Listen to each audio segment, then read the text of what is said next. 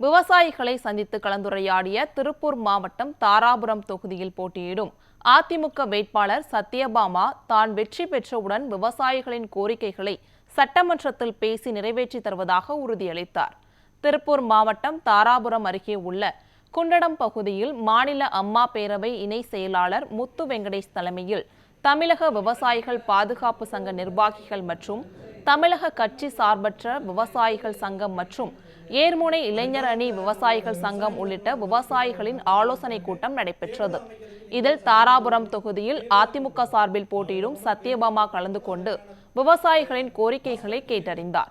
அப்போது இனாம் நில பிரச்சினை மற்றும் உயர்மின் கோபுரங்களுக்கு நிலம் வழங்கிய விவசாயிகளுக்கு உரிய இழப்பீடு தொகை வழங்கப்படுவதில்லை என விவசாயிகள் கவலை தெரிவித்தனர். மேலும் கறிக்கோழி உற்பத்தியாளர்களுக்கு உரிய விலை கிடைக்க வழிவகை செய்ய வேண்டும் என விவசாயிகள் கோரிக்கை வைத்தனர். இந்த கோரிக்கைகளை ஏற்ற தாராபுரம் சட்டமன்ற தொகுதி வேட்பாளர் சத்யபாமா தான் வெற்றி பெற்றவுடன் சட்டமன்றத்தில் இதற்கான முழு முயற்சி எடுத்து கோரிக்கைகளை நிறைவேற்றி தருவதாக உறுதியளித்தார்.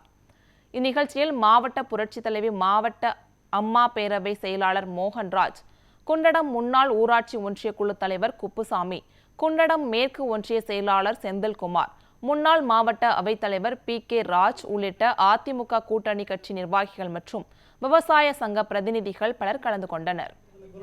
எங்கிட்ட ஒரு ஒர்க்குக்கு வரும்போதே எனக்கு இந்த மாதிரி சிரமம் இருக்கு, நான் ஒர்க்கு கொடுக்கும் போதே எல்லாம் கேட்ட உடனே கொடுக்க மாட்டேன். எது சிரமம்